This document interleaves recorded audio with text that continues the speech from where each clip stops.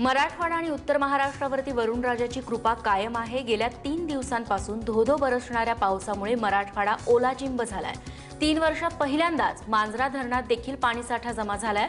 मांजरा धरणात 4 दशलक्ष घनमीटर इतका पाणीसाठा उपलब्ध झालाय। त्यामुळे मराठवाड्यात आनंदाचं वातावरण आहे। तिकडे बीडच्या केजमध्ये देखील पावसानं चांगलीच हजेरी लावली आहे। केज नदी ही सध्या दुथडी भरून वाहू लागली आहे। अतिवृष्टीमुळे लातूरातील चाकूर तालुक्यातील रस्त्यांचं मोठं नुकसान झालंय। औरंगाबाद, लातूर, उस्मानाबाद यासह उत्तर महाराष्ट्रालाही पावसानं चांगलंच झोडपलंय। पावसामुळे खरीप पिकांना जीवदान मिळालंय। राज्यभरात येत्या 48 तासात जोरदार पावसाचा इशाराही हवामान खात्याकडून दिला गेलाय। मराठवाड्यातला गेल्या 3 वर्षांपासूनचा दुष्काळ यंदा 3 दिवसांच्या पावसात गायब झालाय। लातूर, बीड आणि उस्मानाबादेत जोरदार पाऊस बरसलेला आहे। छोटे मोठे तलावही त्यामुळे भरलेत। त्यामुळे आनंदित झालेल्या नागरिकांनी जलपूजन केलं। लातूर शहराला पाणी पुरवठा करणाऱ्या मांजरा धरणात पाण्याची आवक सुरू झाली आहे। शुक्रवारच्या एका दिवसाच्या पावसात या धरणात 3 मीटर इतकं पाणी साचलंय। अजूनही पाण्याची आवक सुरूच आहे। उस्मानाबाद शहराला पाणी पुरवठा करणारा रुईभर धरण हे देखील 25% भरलंय।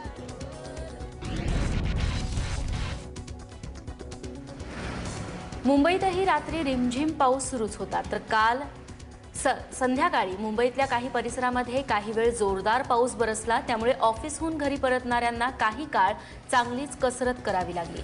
आज सकाळी 4 वाजेपर्यंत दक्षिण मुंबईत 18.83 मिलीमीटर, पूर्व उपनगरात 35.91 मिलीमीटर आणि पश्चिम उपनगरात 44.15 मिलीमीटर इतक्या पावसाची नोंद झाली आहे।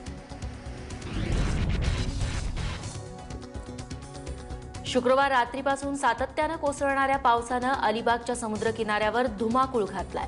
जोरदार वाऱ्यानं किनाऱ्यावरील शेडच उडून गेलेला आहे आणि त्यामुळे पर्यटकांना उघड्यावरच बसावं लागतंय। वीकेंड आणि पावसाळी वातावरणामुळे अलिबागमध्ये पर्यटकांची गर्दी झाली आहे। येत्या 48 तासात कोकण पट्ट्यात मुसळधार पावसाची शक्यताही वर्तवण्यात येतेय। त्यामुळे पर्यटकांनी किनाऱ्यावरती जाताना सावधगिरी बाळगण्याचं आवाहन करण्यात आलंय।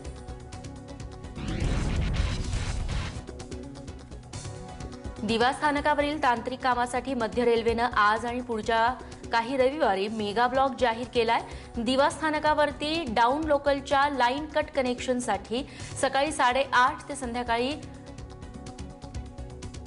रात्री 10:30 वाजेपर्यंत हा ब्लॉक घेण्यात येणार आहे। हे काम पूर्ण झाल्यानंतर सीएसटी ते कल्याण दरम्यान नवीन फास्ट ट्रॅक उपलब्ध होणार आहे। तसंच काही जलद गाड्यांना दिवा स्थानकावरती थांबाही मिळेल। आज मेगा ब्लॉक शिवाय आणखी 3 मोठे ब्लॉक दर 15 दिवसांनी घेण्यात येणार असल्याची माहिती मिळतेय।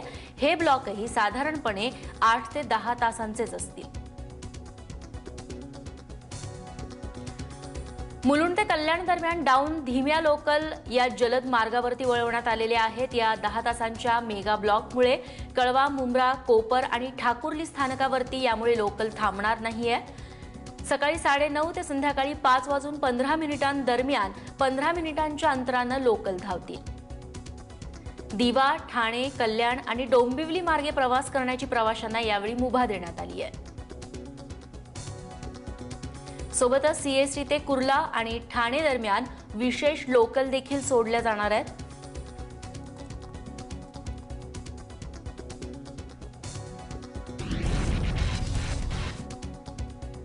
साताऱ्यात हिल ऑफ मॅरेथॉन स्पर्धेचं आज आयोजन करण्यात आलंय। थोड्याच वेळात या स्पर्धेला सुरुवात होणार आहे। ललिता बाबर हिच्या हस्ते सातारा मॅरेथॉनचा फ्लॅग ऑफ होईल। 21, 10 आणि 5 किलोमीटर अशा 3 विभागात ही स्पर्धा घेण्यात येणार आहे। बेटी कोई बोझ नहीं हे सातारा मॅरेथॉनचं बोधवाक्य आहे। विशेष म्हणजे गेल्या वर्षी साताऱ्याच्या मॅरेथॉनची गिनीज बुकात नोंद झाली होती। साताऱ्याच्या पोलीस परेड ग्राउंडवरून या स्पर्धेला सुरुवात होणार आहे। देशासह परदेशातील धावपटू या मॅरेथॉनमध्ये सहभागी होतील। सातारा हिल हाफ मॅरेथॉनला गेल्या वर्षी 2613 धावपटूंचा विक्रमी प्रतिसाद मिळालेला होता। यावर्षी देखील गेल्या वर्षीच्या तुलनेत दुप्पट प्रतिसाद मिळेल असा विश्वास आयोजकांनी व्यक्त केलाय। सध्या आर्थर रोड तुरुंगात असलेल्या छगन भुजबळ यांची प्रकृती बिघडली आहे। त्यांना डेंग्यूची लागण झाल्याची शक्यता आहे। प्रकृती बिघडल्यानंतर त्यांना जेजे रुग्णालयातील आयसीयूत दाखल करण्यात आलंय।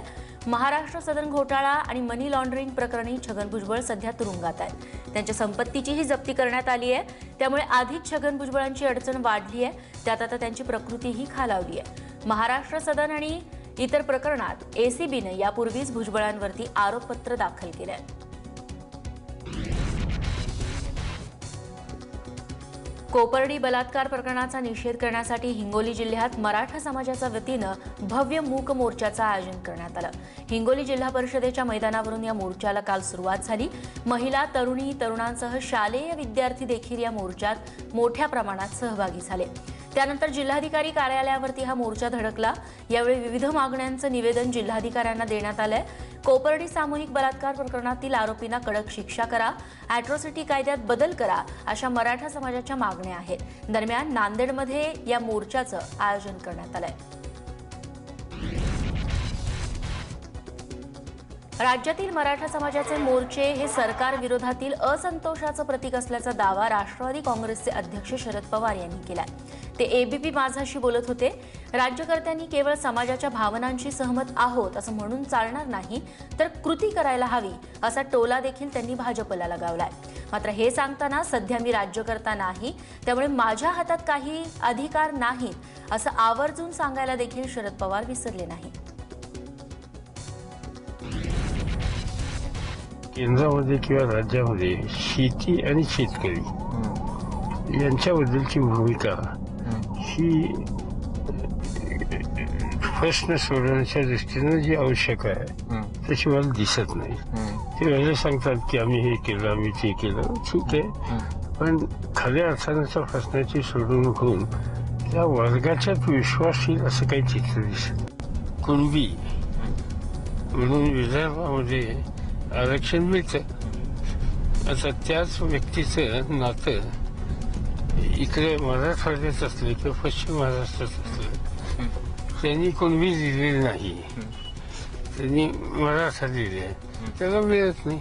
म्हणजे एकाच राज्यामध्ये आज अशा प्रकारच्या आरक्षणाच्या सवलती मिळत नाही.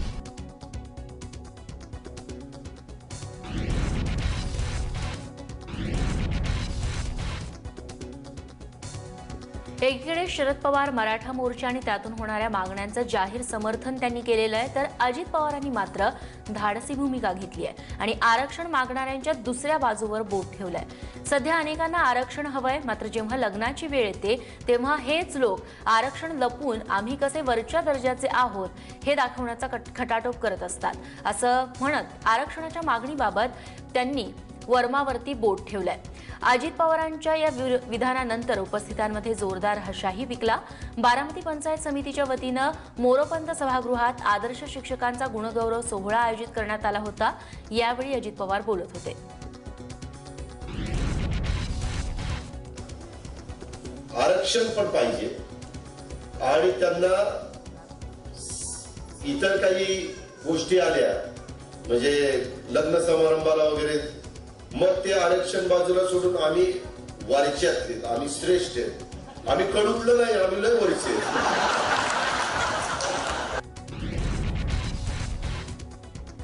मराठा आंदोलनाची कोंडी फोडायची असेल तर मुख्यमंत्र्यांनी नेत्यांना 2 हात लांब ठेवावं आणि प्रत्यक्ष समाजातल्या लोकांशी चर्चा करावी, अशी भूमिका खासदार छत्रपती संभाजीराजे यांनी मांडली आहे. मराठा आंदोलनाच्या पार्श्वभूमीवर एबीपी माझाला दिलेल्या खास मुलाखतीत ते बोलत होते. त्याचबरोबर कोपर्डीचा प्रश्न मी राज्यसभेत मांडेन आणि खासदार किंवा छत्रपती म्हणून नाही, तर मराठा समाजाचा घटक म्हणून आंदोलनात सहभागी होईन, असंही त्यांनी म्हटलंय.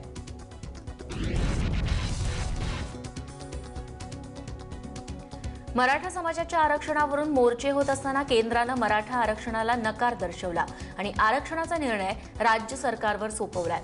मराठा आरक्षणात जे काही अडथळे आहेत त्यावरती राज्य सरकारच तोडगा काढू शकतं, असंही केंद्रानं म्हटलंय. याबाबत केंद्राच्या सामाजिक न्याय विभागानं उच्च न्यायालयाच्या औरंगाबाद खंडपीठात शपथपत्र दाखल केलंय. मराठा समाजाचा प्रगती अहवाल नोंदवत मराठा जातीला आरक्षण देता येणार नाही, असं देखील या शपथपत्रात केंद्रानं नमूद केलंय.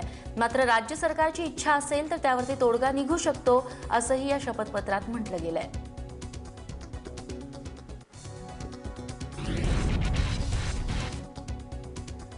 गणपती विसर्जनाच्या वेळी कपूर कुटुंबियांनी एका चाहत्याला आणि पत्रकाराला मारहाण केली होती। यावरती ऋषी कपूर आणि यांनी प्रतिक्रिया देत मीडियालाच आरोपी केलंय। मीडियानं आपलं नाव बदनाम केलं असं वक्तव्य ऋषी कपूर यांनी केलंय। ते मुंबईतल्या एका अवॉर्ड शो दरम्यान बोलत होते। गणपती विसर्जनाच्या वेळी रणधीर कपूर यांनी पत्रकाराला तर ऋषी कपूर यांनी एका फॅनला मारहाण केल्याची दृश्य कॅमेऱ्यात कैद झाली होती। मात्र आता उलट ऋषी कपूर यांनी मीडियावरच आगपाखड केली आहे।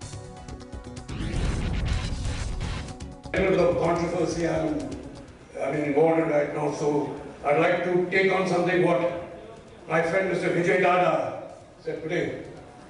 The responsibility of the media, पत्रकार जैसे आप कह रहे थे, आपकी हर बात से आराम हो गए सर, लेकिन जब पत्रकार या कोई मीडिया का बंधा अपनी मर्यादा से अपनी रेखा से बाहर हो जाए, उसका क्या कीजिएगा? आपके पास कोई माध्यम जो आप यूज कर सकते हैं किसी के भी खिलाफ, हमारे पास तो नहीं है। हम अपनी क्लैरिफिकेशन करते हैं। आपने तो मेरा नाम, हमारा नाम तो बदनाम कर दिया। अब वो वक्त हमारा है कि I have to prove myself and vindicate myself.